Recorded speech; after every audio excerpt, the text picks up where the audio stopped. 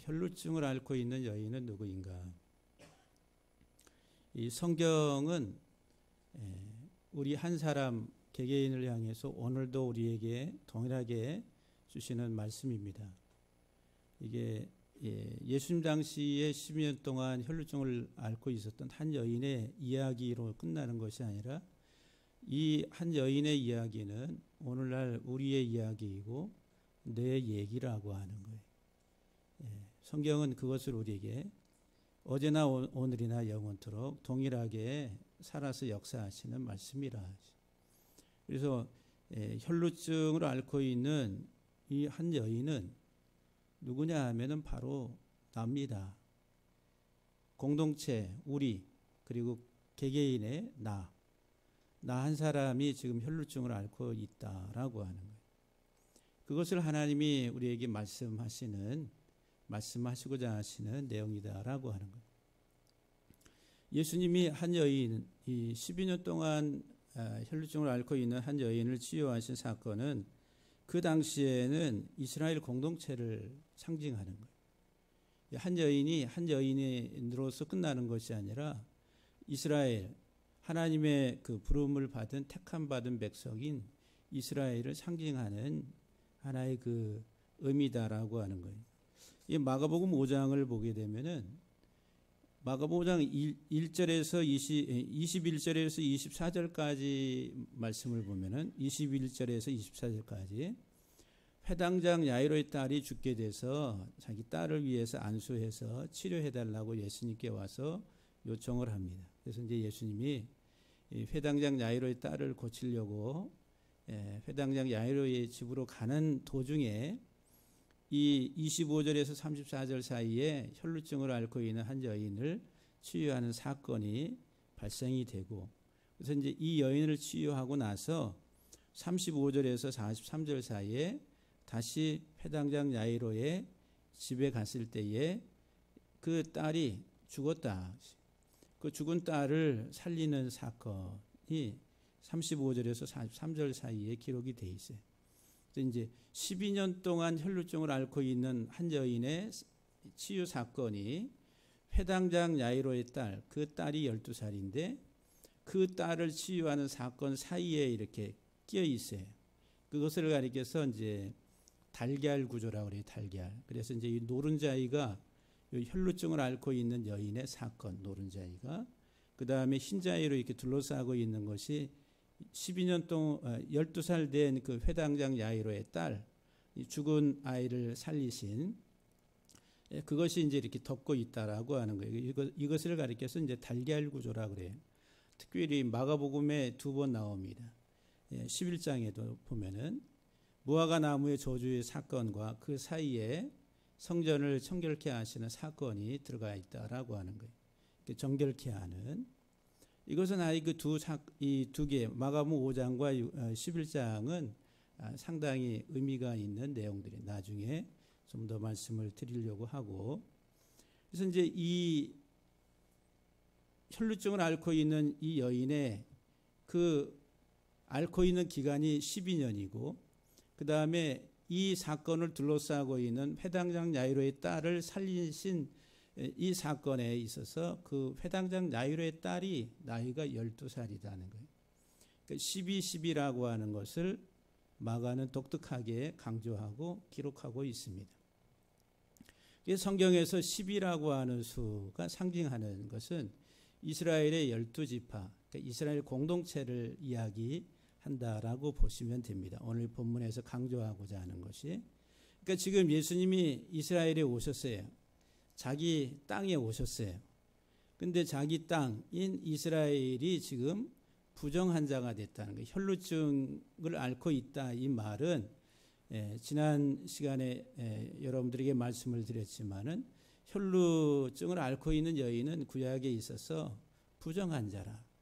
그 부정환자는 이스라엘 공동체 안에 들어올 수 없고, 다시 말하면 하나님 나라에 들어올 수 없는 자들, 부정환자들이란. 그리고 영적으로는 죽은 자와 같다라고 하는 거예요. 그러니까 지금 이스라엘 공동체가 죽은 자와 같은 부정한 상태에 있다라고 하는. 그래서 이제 이 혈루증을 앓고 있는 여인의 사건을 12살 된 딸 죽은 아이의 그 사건으로 둘러싸고 있다는 거예요. 다시 말해 이스라엘 전체가 다 죽음의 상태, 부정한 자의 상태에 있다라고 하는 것을 말씀하시면서 예수님은 이 이스라엘 공동체를 다시 정결케 하시기 위해서 오신 분이다라고 하는 거예요. 그러면 지금 저와 여러분들에게 있어서 이 말씀이 적용될 때에 우리는 다 부정한 자라, 영적으로 본질상 다 죽은 자와 같은 그런 상태에 있었던 우리들을 주님이 살리시기 위해서, 깨끗하게 하시고 우리도 다시 생명 가운데 살게 하시기 위해서 오신 분이다라고 하는 것을 이 사건을 통해서 우리에게 말씀하고자 하시는 것이다라고 하는 거예요. 그래서 이제 그 포인트가 12살 된 회당장 야이로의 딸과 12년 동안 이 혈루증을 앓고 있었던 이 여인이 우리에게 상징적으로 제시하는 것은 부정함의 상태에 있는 이스라엘 공동체를 이야기하고 있다는 거예요. 생명에서 멀어진 자들, 실상은 죽은 자들이다라고 하는 것을 이야기하고 있다라고 하는 겁니다. 그러면 왜 이스라엘 공동체가 이렇게 부정하고 실상 죽음의 상태에 이르러 있는 이와 같은 모습을 취하고 있었던가라고 할 때에 지금 이스라엘 공동체는 유대교라고 하는 특별한 하나의 그 종교성 안에서 자리 잡고 있다라고 하는 겁니다. 하나님의 선택을 받아서 그 다음에 믿음의 어떤 공동체를 이루고 하나님이 말씀을 주시고 그 안에서 하나님과 영적인 참 생명의 교통을 이루어서 하나님 나라의 참 공동체를 이루기를 원하셨는데 이 하나님의 의도하고는 상관없이 이것이 잘못돼 가는 거예요.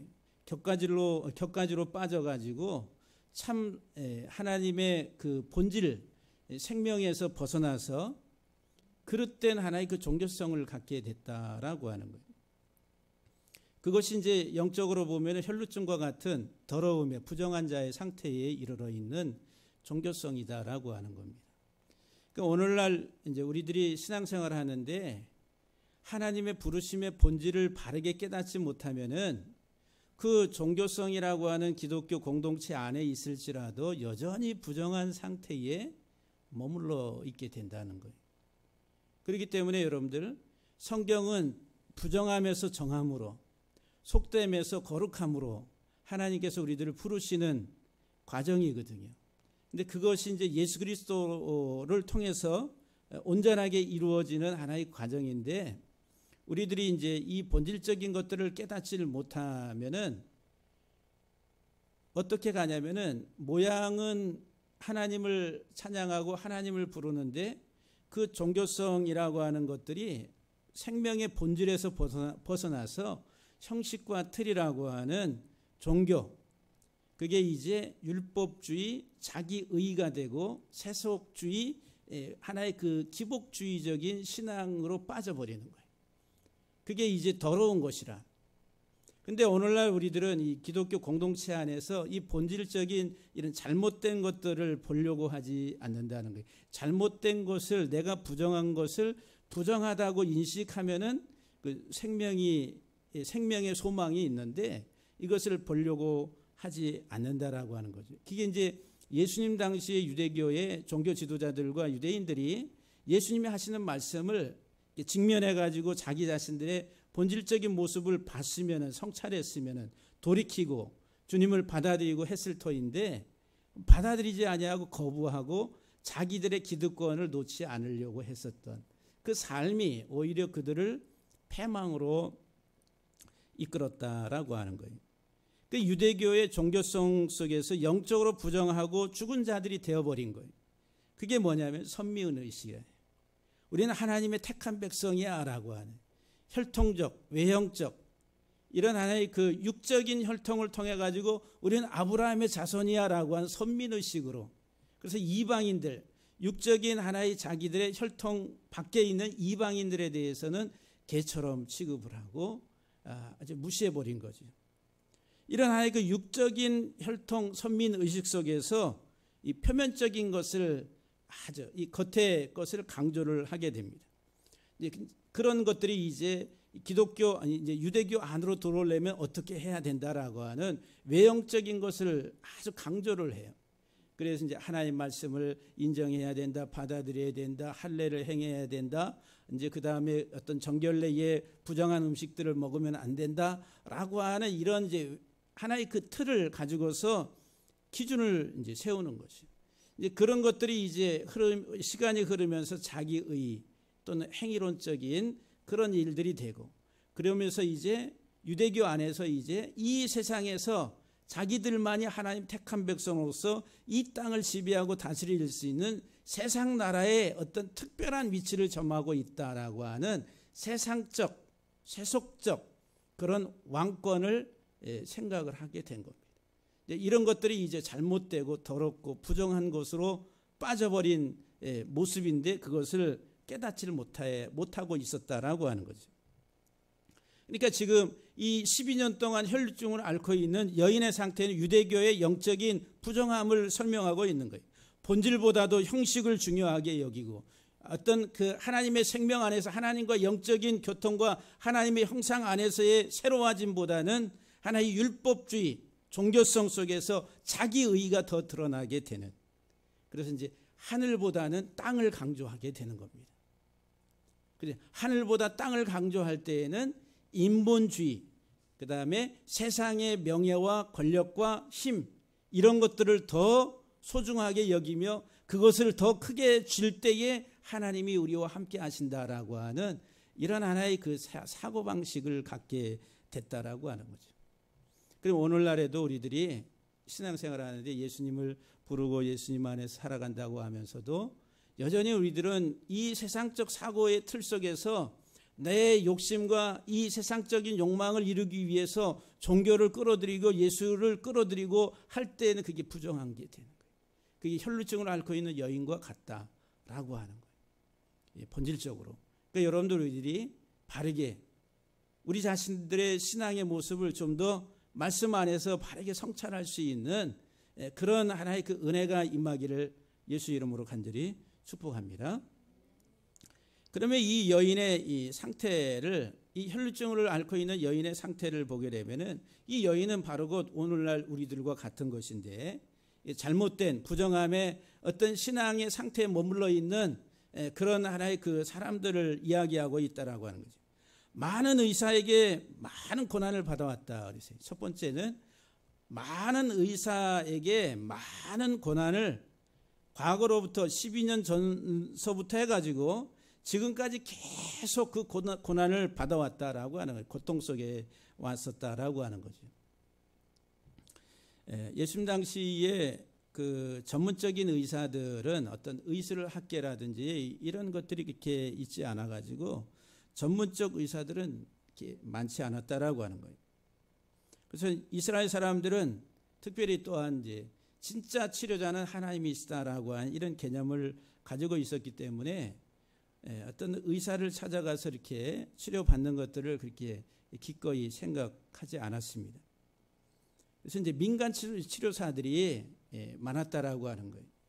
그러니까 어떤 이제 의료원이라 해가지고 이렇게 차려놓고 하는 게 아니라 민간 요법에 의해서 누구한테 가면은 그 사람이 치료 잘한다라고 하는 이제 민간 치료사들이 훨씬 더 많았다라고 하는 거예요. 다양한 하나의 그 치료 방법이 있었다고 이제 탈무드에서는 기록하고 있는데 대표적인 게 이제 이런 수렴제라고 하는 염증 치료제, 어떤 피부에 있는 어떤 염증들을 좀 더 제거하고 할 수 있는 어떤 이제 그런 이제 수염제와 그 다음에 이제 몸을 좀 더 건강하게 만들어주는 어떤 강장제와 같은 것들로 처방하는 그런 것이 대부분이었다라고 하는 거예요. 그런데 이제 이런 이제 민간 어떤 치료사들이나 또는 의사들에게 많은 의사들에게 자기 자신의 몸을 보여주는데 치료할 수 없었다라고 하는 더 엄청난 고난을 겪고 있었다라고 하는 거예요. 그러니까 오늘 본문에서는 사람의 방법으로는 치료할 수 없다. 우리가 이제 앞장에서 우리가 거라사 지방에 그 군대 귀신 들린 자 있잖아요. 사람 어떤 힘으로도 제어할 수 없는 상태에 있는 거라사 광인에 대해서 말씀을 드렸어요. 사람의 힘으로서는 제어할 수 없는. 근데 오늘 이 본문에 이제 이 혈루증 여인도 사람의 방법으로 치유할 수 없는 치유 불가능한 상태에 머물러 있는 이런 하나의 그 상황을, 육체적인 어떤 그 고통에 대해서 설명을 하는데, 이것은 이제 영적인 것을 설명하는 거예요. 영적으로 지금 이스라엘 백성들의 상태가 치유 불능의 상태에 있는 것과 같은, 근데 자신들이 그렇게 고난을 그렇게 계속 받아왔다라고 하는 거지. 근데 많은 의사에게 많은 고난을 받았다는 거예요. 의사에게 고난을 받았어요. 누구에게 고난을 받았어요? 많은 의사에게 엄청난 고난을 받았다는 거예요. 그러니까 이제 좋은 의사에게 가서 몸을 보이고 바르게 진단을 받고 처방을 내서 치료하면은 얼마나 좋겠어요. 근데 이 사람이 잘한다고 그래서 갔는데 처방을 하고 뭐 했는데 오히려 더 나아지는 게 없어요. 또 다른 사람에게 가도 마찬가지로. 그러니까 많은 의사에게 자기 몸을 보였는데 그냥 고난, 이 고통이 너무너무 심한 거라. 이 의사들이 영적으로 말하면은 지도자들입니다. 사역자들이. 그러니까 이스라엘 공동체가 지금 이 12년 동안 혈루증을 앓고 있었다라고 하는 이 이스라엘 공동체의 부정함에 대해서 얘기하는데, 많은 의사들이 누구냐면은 사역자 지도자들이라고 하는 거예요. 그러니까 이 사역자들이 이 회중들에게 말씀을 가르치는데, 하나님의 말씀에 대해서 오해된, 왜곡된 것을 가르치면 어떻게 그 받아들이는 사람들이 그것을 통해 가서 영적으로 더 큰 고난, 고통을 겪게 된다라고 하는 거예요. 진리의 온전한 말씀을 깨닫고 그 말씀을 바르게 가르치고 했으면 그 말씀 안에서 영적으로 바르게 치유되고 회복이 되고 육적으로도 마찬가지고 깨끗해질 텐데 그러지 못한 거라. 그 출애굽기 15장에 보면은 하나님이 이스라엘 백성들이 애굽에서 나왔을 때 첫 번째 사건이 뭐예요? 마라의 쓴물 사건이. 근데 그 마라의 쓴물 사건을 통해서 나뭇가지를 그 물에 던지라 해가지고 그 물이 단물이 돼서 마시게 되고, 그리고 하나님에 대해서 말씀하시라. 여호와 하나님은 누구시냐? 치료하는 하나님이라 하세요. 여호와 라파, 치료하시는 하나님이라. 근데 치료하시는 하나님이라 말씀하시면서 뒤에 나오는 말씀이 뭐냐 하면은, 내가 너희에게 명한 모든 규례와 이 말씀들을 다 준행하고 준수하고 하면 애굽에 내렸던 어떤 질병이나 어떤 재앙도 내리지 아니하리라. 그러니까 하나님의 말씀을 온전하게 듣고 그 말씀을 잘 깨닫고 준행하면은 어떤 재앙이나 질병이 임하지 않는다라고 하는 거예요. 그런데 그 말씀을 떠나니까 하나님의 징계로서 재앙이 또는 질병이 오게 되는 거예요. 그게 이제 신명기나 레위기에서 말씀하시는 하나의 그 내용들이다라고 하는 거예요. 그러니까 이 많은 의사들은 예수님 당시에 그 내려오면서 하나님의 말씀을 가르치는 하나의 그 지도자들과 같은, 그래서 이제 예수님 당시에 그 종교 지도자들이 누구냐? 대표적으로 사두개인, 또 바리새인, 장로들, 서기관들, 이런 사람들. 이 사람들이 하나님의 말씀을 온전하게 바르게 잘 가르쳤으면은 이스라엘 공동체가 이렇게 부정함에 빠지지 아니하고 고통을 안 받을 터인데, 이 가르침이 잘못됐다라고 하는 거예요. 이들을 가리켜서 성경은 뭐라고 말하냐면 길을 잃게 하는 사역자들이라, 그 미혹하는 자들이라고 그래요. 거짓 선지자라고 그래요. 거짓 선생이라고 그래요. 백성으로 미혹에 빠지게 미혹해서 길을 잃게 하는 자들, 하나님의 말씀을 비틀어 버리는 거예요. 마태복음 22장 29절 말씀해 보게 되면은 사두개인들에게 예수님께서 말씀하세요. 너희가 성경도 하나님의 능력도 알지 못하는 거로 오해하였다. 그러니까 너희가 성경에 대해서 또 하나님의 능력에 대해서 알지 못하는 거로 오해했다. 이 오해했다 이 말이 길을 잃게 한다는 거예요. 미혹하다는 거예요.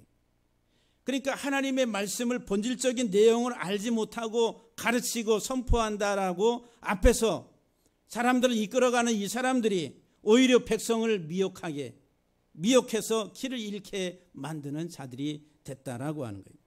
이 마가복음 12장 24절에 27절에서도 동일하게 말씀합니다.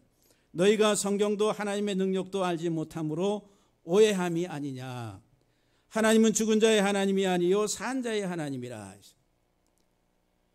그러니까 이 사두개인들이 가르치는 이 오해해서 잘못 가르치는 것은 죽은 자의 하나님을 가르치고 있는 거예요. 산 자의 하나님이 아니라 생명이 아니라 죽음에 대해서 가르치고 선포하고 있다라고 하는 거예요.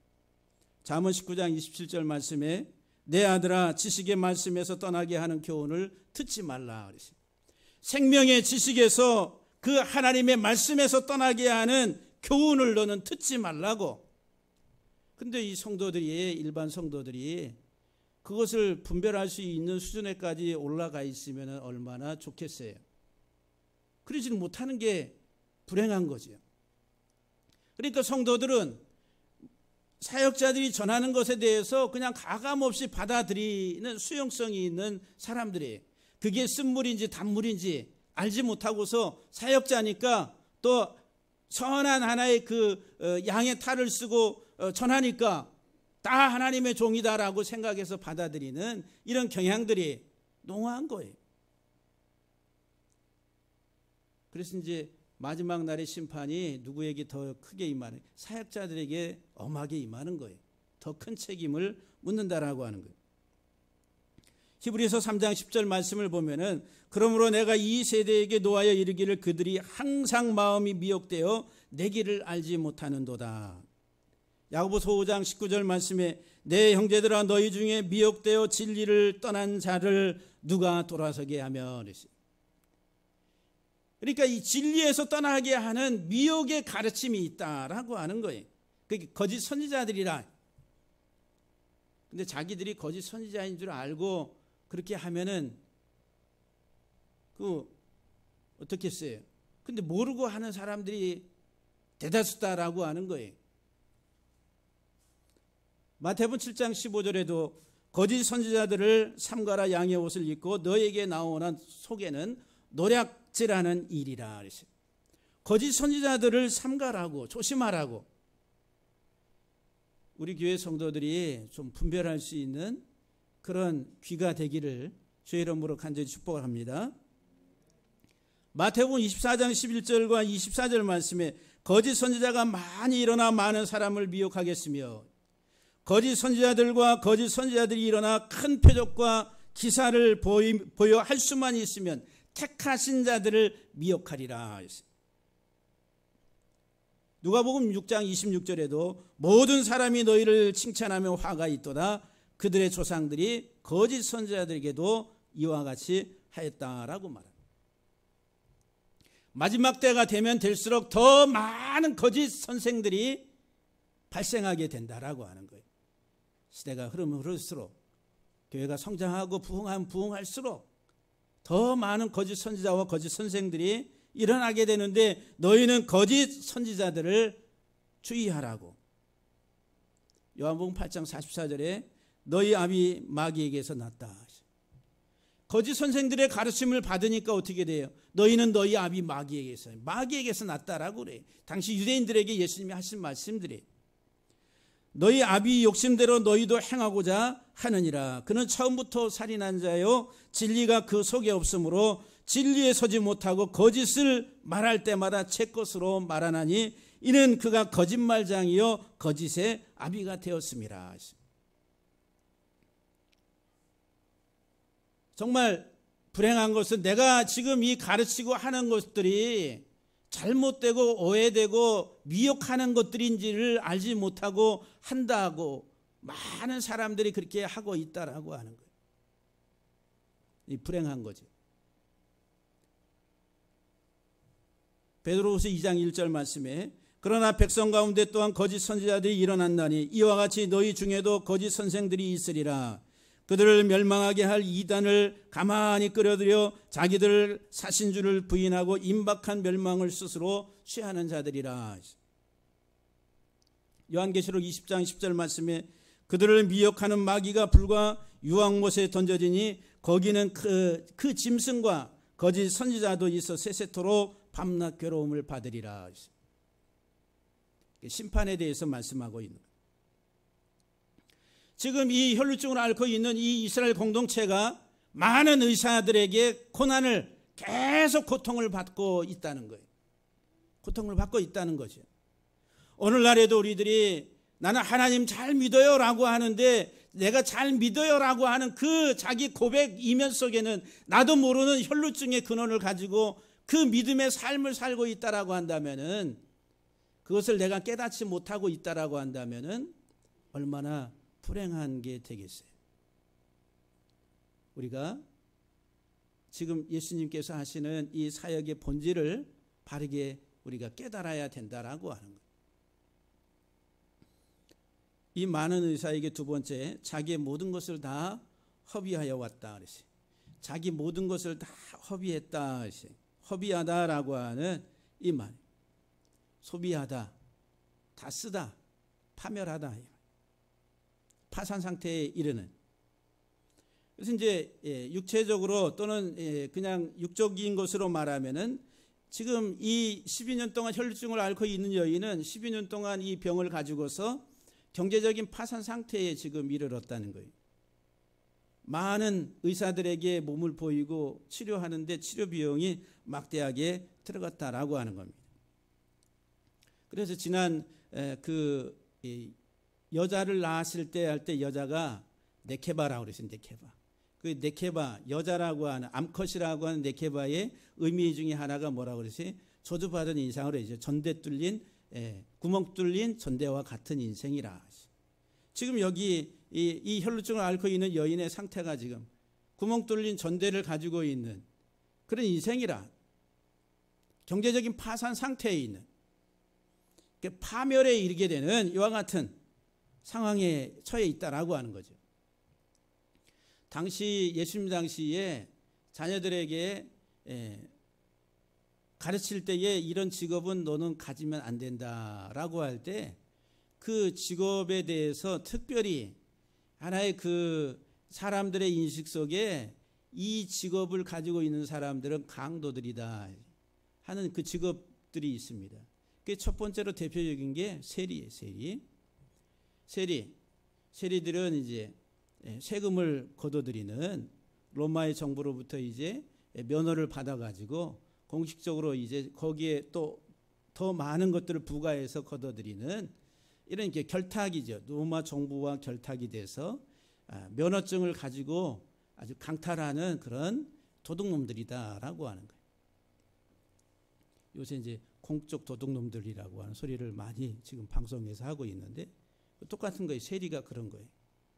그냥 권한을 위임받아서 자기들이 어느 정도 한 2배 이상으로 거둬들여도 그냥 묵인을 해주는 그런 시스템이다라고 하는 거예요. 이게 강도, 이게 이제 세리 직업이다라고 하는 거예요. 그리고 또 당시 그 사람들로부터 부정하다라고 이렇게 인식됐던 그 직업이 뭐냐면 목자입니다. 목자들, 목동이라는 목축하는 사람들. 일반적으로. 그래서 이제 왜 이런 목자들은 목축하는 이런 사람들은 부정하게 인식이 됐냐면은 안식일을 지키기가 어려운 거예요. 멀리 데리고 나갔다가 다시 와가지고 안식일을 지키고 하는. 그래서 이제 그것은 이제 그런 율법적인 안식일법의 많은 것들을 이제 지키기가 어려웠기 때문에 부정한 자라 이렇게 인식을 했습니다. 그리고 또 이제 대표적인 직업이 의사입니다. 의사. 이 의사들은 강도들의 직업군의 하나다라고 하는 거예요. 그러니까 이 의사들이 이 환자가 왔을 때에 정상적으로 바르게 처방을 이제 진료를 하고 그 다음에 병을 잘 진단해 가지고 처방을 하고 처치를 해주면은 괜찮은데 거기에 이제 모르니까 아픈 사람 어떻게 낫기만 할 수 있다면 내가 어떻게 뭐 돈이 얼마가 들어가든지 그 상관없습니다. 이런 생각을 하고 이 처방을 받고 그러잖아요. 그러니까 이 의사들이 그렇게 했다라고 하는 거예요. 알 수 없는 이유들을 갖다 붙이면서 더 내라 해가지고 돈을 갈취하는 직업이 의사들이었다라고 하는 거예요. 이 강도들이죠. 이 많은 의사에게 고통을 받으면서 자신의 모든 것을 다 빼앗겨 버린, 갈취를 당한 거예요. 의사들에게. 종교적으로 말하면 당시 이스라엘의 상태가 그렇다라고 하는 거예요. 예수님이 예루살렘 성전에 대해서 뭐라고 말씀하셨어요? 강도의 소굴이 됐다라고 그래요. 그럼 예루살렘 성전에서 사역하는 사람들이 누구예요? 대제사장들, 제사장들, 종교 지도자들이다. 특별히 사두개인들이 이제 사독이라고 하는 대제사장 계열을 통해 가지고 대제사장직을 이어왔습니다. 사두개파. 이 사람들이 교회의 가장 큰 영향력을, 그 당시의 공동체의 영향력을 행사하고 있었다라고 하는 거예요. 그런데 예수님이 예레미야서 7장 11절에 있는 말씀을 인용해서 그들에게 뭐라고 말씀하시냐면은 기록된 바 내 집은 기도하는 집이라 일컬음을 받으리라 하였거늘 너희는 강도의 소굴을 만드는도다. 하나님의 교회를, 하나님의 공동체, 하나님의 성전을 기도하는 집이라고 일컬음을 받아야 될 이 집이, 하나님의 거룩한 하나님의 공동체가 강도의 소굴이 됐다라고 하는 거예요. 강도들이 거기에서 어떻게 갈취하는 그런 일들을 하고 있다는 거예요. 기도하는 집이라고 하는 여기 베이트 테필라라고 하는, 기도라고 한 테필라라고 하는 것은 어떤 의미냐면은 그 문자의 의미를 살펴보면은 자신을 깨트리는 거예요. 하나님의 성전에선 자기가 죽는 거예요. 하나님의 성전은 어린 양이신 예수 그리스도가 죽음을 통해서 우리를 구원하시는 하나님의 구속의 은혜가 있는 곳이, 그 안에 우리들은 하나님의 성전에 가면은 주와 함께 죽고 주와 함께 사는 것을 배우는, 그래서 이 기도라고 하는 것은 자기를 깨트리는 거예요. 십자가에서 깨트리는 거예요. 기도는 자기가 깨어지는 하나의 표식입니다.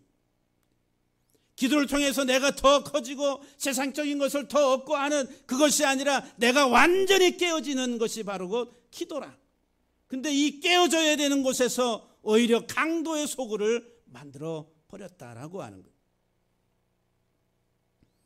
오늘날에 교회 공동체가 이런 모습을 많은 부분에서 보여주고, 그래서 세상으로부터 지탄을 받고 하는 현실을 우리가 부정할 수 없는 거예요. 그거를 가리켜서 우리가 뭐 세상이 왜 그러냐 뭐 이렇게 할 게 아니라 우리 자신들을 바르게 바라봐야 된다.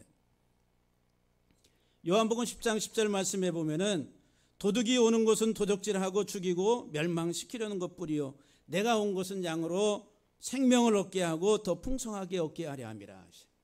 여기 도둑은 누구예요? 거짓 선지자들, 거짓 선생들, 종교 지도자들, 잘못된 본질적인 것을 깨닫지 못하고 가르치는 그냥 종교성 안에 있는 이 지도자들이 도둑이라, 도적이라.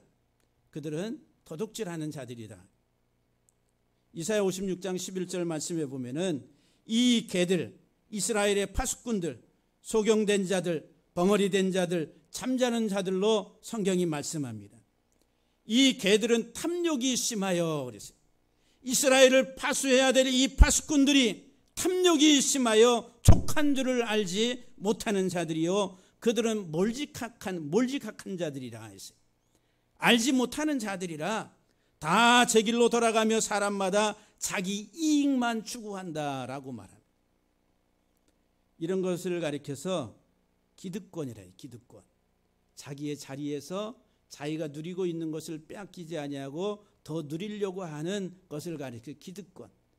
그것은 종교뿐만 아니라 세상에도 마찬가지. 자기들이 옳지 않음에도 불구하고 자기들의 기득권을 잃지 아니하려고 인정하지 않는 자세, 태도, 이런 것들이다라고 하는 거예요. 에스겔서 22장 27절 28절 말씀에 보면은 그 가운데 그 고관들은 음식물을 삼키는 이리와 같다. 불의한 이익을 얻으려고 피를 흘려 영혼을 멸하거늘. 그 선지자들이 그들을 위하여 회를 치라고 스스로 허탄한 이상을 보며 거짓 복수를 행한다. 이 고관들이 누구냐? 하나의 그 행정 관료 지도자들을 말합니다. 근데 그들은 음식을 삼키는 이리와 같다니, 탐욕에 젖어 있는, 그래서 불의한 이익을 얻으려고 피를 흘린다. 영혼을 멸한다. 근데 그들을 위해서 그 선지자들이, 거짓 선지자들이 그들을 위하여 회를 치라고 있어요. 그들의 입맛에 맞는 말을 전하고 있다라고 하는 거예요. 어떻게? 거짓 복수를 행한다. 이 거짓 복술이 점치는 겁니다. 그래, 잘 될 거야, 괜찮을 거야, 이렇게 하면 이 세상적인 이런 것들을, 여호와가 말하지 아니하였어도 주 여호와께서 이렇게 말씀하셨느니라 라고 하면서 거짓 복수를 가지고 그들의 입맛에 맞는 말을 한다라고 하는 거예요. 사랑하는 성도 여러분들, 여러분들의 마음에, 이 가슴 속에 하나님의 말씀으로 인한 온전한 분별의 그런 은혜가 임하기를 주의 이름으로 간절히 축복합니다. 마태복음 23장 25절에 화 있을진저 외식하는 서기관들과 바리새인들이여 잔과 대접의 겉은 깨끗이 하되 그 안에는 탐욕과 방탕으로 가득하도다 그랬어요.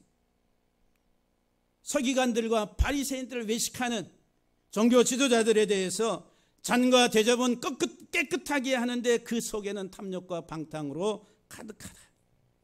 이게 혈루증을 앓고 있는 여인의 상태와 같은 이스라엘 공동체를 이야기하고 있는 거예요. 오늘날에도 마찬가지 똑같습니다. 고린도전서 6장 10절에 도적이나 탐욕을 부리는 자나 술 취하는 자나 모욕하는 자나 속여 빼앗는 자들은 하나님 나라를 유업으로 받지 못하리라. 하나님 나라에 들어가지 못하는 거예요.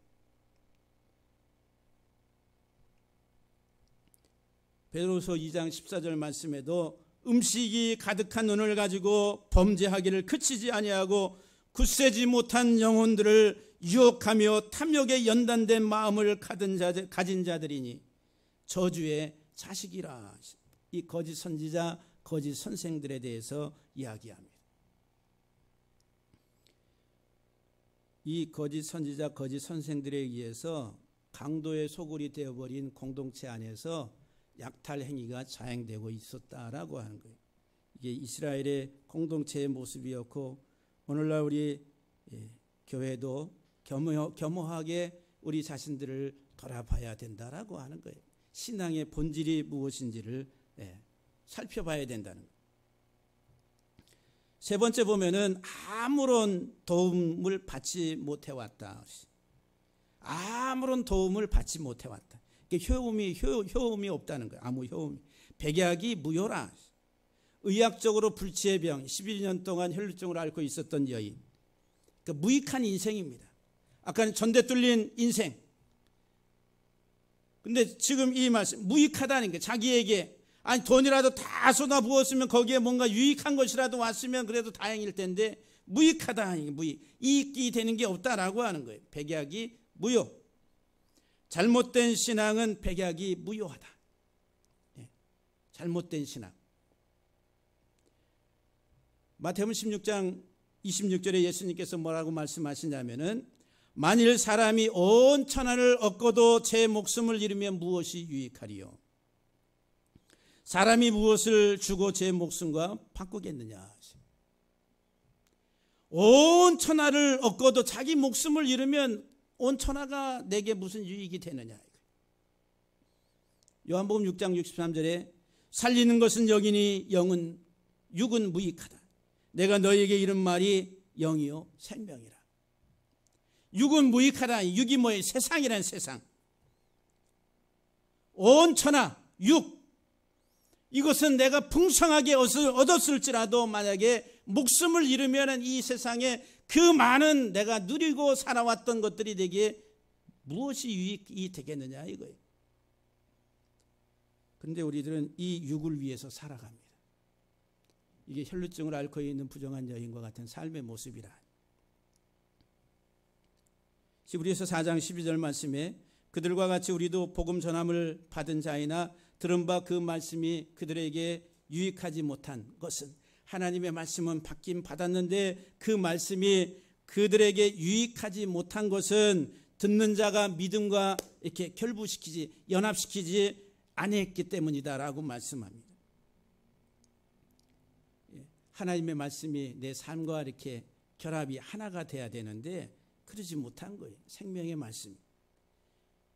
그러면은 이 말씀과 이 결합이 될 때 우리도 완전히 다 바스러지고 깨어지고 부서져요. 예? 근데 그러지를 못하는 거죠. 히브리서 13장 9절 말씀에 여러 가지 다른 교훈에 끌리지 말라. 여러 가지 다른 교훈에 끌리지 말라고. 이 다르다, 이 다른이라고 하는 말이 이방의, 여러 가지 이방의 교훈에 끌리지 말라. 낯설은 이방의 교훈에 끌리지 말라. 마음은 은혜로서 굳게 함이 아름답고 음식으로서 할 것이 아니라, 마음을 은혜로 굳게 해야지. 음식이 뭐예요? 이 세상입니다. 육적인 거예요. 외적인 형식과 세상적인 것들로 우리가 우리의 마음을 굳게 해서는 안 된다라고 하는 거예요. 음식으로 말미암아 행한 자는 유익을 얻지 못하리라. 세상의 것들로 말미암아서 행한 것은 유익하지 않다라고 하는 거예요. 육은 육이고 영은 영인데, 육은 무익하고 육은 멸하는 것이고 영이 생명이라, 영이 살리는 것이라. 그 영은 하나님의 말씀이요 생명이라고, 예수 그리스도라고 이야기하고 있습니다. 그래서 여러분들, 우리가 신앙생활을 하는데 육과 영은 하늘이고 육은 세상이에요. 영은 하나님이고 육은 사람이, 짐승, 이 세상이라는 거예요. 그런데 우리들의 눈이 하나님을 향하고 하나님의 뜻을 바라봐야 되는데, 우리들은 이 세상에서 이 세상의 것을 바라보고 세상의 유익과 세상의 이익을 추구하기 위해서 육으로 살아간다는 거예요. 영으로 우리의 마음을 강하게 하는 것이 아니라 육으로 우리의 마음을 강하게 하려고 하는 사람들에게는 유익한 것이 없다라고 지금 히브리 기자가 우리에게 말씀하고 있습니다. 사랑하는 성도 여러분들, 무익한 인생 되지 않기를 주의 이름으로 간절히 축복합니다. 마지막으로 네 번째 보니까 오히려 더욱 더 나쁜 상태에 이르게 됐다. 더 악화됐다는 거예요. 좋아져야 되는데, 내가 이렇게 열심히 하는데, 내가 열심히 섬기는데, 내가 이렇게 열심히 봉사하는데 뭔가 더 나아지고 더 좋아지고 우리들은 내가 원하는 대로 돼야 되는데 그렇지가 않다라고 하는 거예요. 오히려 이 12년 동안 혈루증을 앓고 있는 여인은 최악의 상황에 지금 이르러 있어요. 부정한 자로서 공동체 안에 들어가지 못하는 그런 상태가 점점 더 악화돼가는. 그래서 이제 이것을 우리가 이제 영적으로 이렇게 말씀을 드리면은, 하나의 이 12년 동안 혈루증을 앓고 있는 여인의 신앙은 전통입니다. 전통. 유대교의 전통. 그 잘못된 유대교의 전통으로 인해서 더 악화가 된 거예요. 그러니까 오늘날 우리들이 영적으로 이렇게 더 심화되고 악화되는 것은 뭐예요? 잘못된 신앙의 전통들. 그냥 지금까지 이렇게 해왔으니까 그것을 그 안에 머물러 있어야지라고 하는 이런 안일한 이런 사고방식과 이런 태도들이 오히려 우리들을 더 죽게 만드는 요소가 될 수 있다라고 하는 거예요. 어떤 교리의 편향, 장로교의 편향, 감리교의 편향, 어떤 또 은사주의의 편향, 이런 것들로 인해 가지고 그것 속에 함몰돼 가지고 살아가는. 그래서 자기가 경험하고 자기가 어떤 내가 가지고 있고 받아들인 것에 대해서 그것만이 진리다라고 생각하는 이런 태도를 취하고 있는. 그래서 이제 세상적으로 말하면은 그것을 가리켜서 확증 편향이라고 해요. 확증 편향. 다른 것을 안 봅니다. 이것만 봅니다. 이게 이제 정치에 있어서도 좌쪽에 아주 강하게 그 사고방식에 있는 사람들은 그것만이 전부고, 우쪽에 있는 사람들은 또 자기들이 가지고 있는 이 극과 극의 상태에 있어서 서로 용납하지 아니하고 대립하면서 제거의 대상으로 생각하는, 이게 확증 편향에 빠져 있는 사람들이에요. 우리 신앙에 있어서도 마찬가지. 아주 위험한 겁니다. 이게 전통이라고 하는, 그래서 이제 예수님이 뭐라고 말씀하세요? 장로의 전통. 너희는 사람의 교훈, 장로들의 전통을 더 중요하게 여긴다라고 그렇게 말씀하는 거예요. 그 교회 전통이라고 하는 것, 말씀의 본질 속에서 바른 것이면은 감사한데, 그러지 못하면은 그 율법화되고 형식화되고 정교화된 그런 전통을 더 강하게, 그래서 그걸 어기면은 그냥 완전히 박살내버리는 그런 태도를 취하는 거예요. 이것을 가리켜서 하나의 우리들은 확증 편향이라. 여기에는 독선과 아집이 있는 겁니다. 독선과 아집. 그래서 오늘날에도 이 교회가 겸허하게 세상에서 바라보는 시각에서 지적하는 것들에 대해서도 받아들이고 그것을 인정할 수 있는 그런 자세를 가져야 되는데, 우리가 그것을 조금 더 용납하지 아니하려고 하는 이런 태도를 갖는다라고 한다면은 더욱더 복음의 문은 닫혀진다. 우리가 특별히 오늘 이 12년 동안 혈루증을 앓고 있는 여인에 대해서 잠시 살펴봤습니다. 사랑하는 성도 여러분들, 우리는 말씀으로 충격을 받아야 돼. 이 하나님의 말씀 예수 그리스도가 충격이 돼서 나를 흔들고 나를 깨우고 그리고 나로 돌이키고 다시 설 수 있는 그런 하나의 말씀으로 여러분들의 심장 속에 온전하게 들어갈 수 있게 되기를 간절히 바랍니다. 12년 동안 혈루증을 앓고 있는 여인은 다름이 아니라 바로 곧 나라고 하는, 나의 신앙의 모습 속에 이와 같이 부정하고 불결하고 공동체 밖으로 쫓겨나야 될 그런 요소들을 가지고 있는 이 모든 것들을 알게 하시고 깨닫게 하시고 그리고 그리스도 안에서 정결케 깨끗하게 되게 하시려고 주님이 오셨다라고 하는 거예요. 예수 그리스도의 십자가의 은혜. 그래서 여러분들의 신앙 속에는 전적인 하나님의 은혜가 아닙니다라고 하는 그런 고백이 자리 잡게 되기를, 나의 힘으로 등으로 그 무엇으로도 안 되고 오직 주의 은혜 아니면 살 수 없는 그런 죄인인 것을 알고 온전히 예수 그리스도의 십자가를 바라보고 그 안에서 죽고 사는 우리의 믿음이 다 되기를 주의 이름으로 간절히 축복합니다.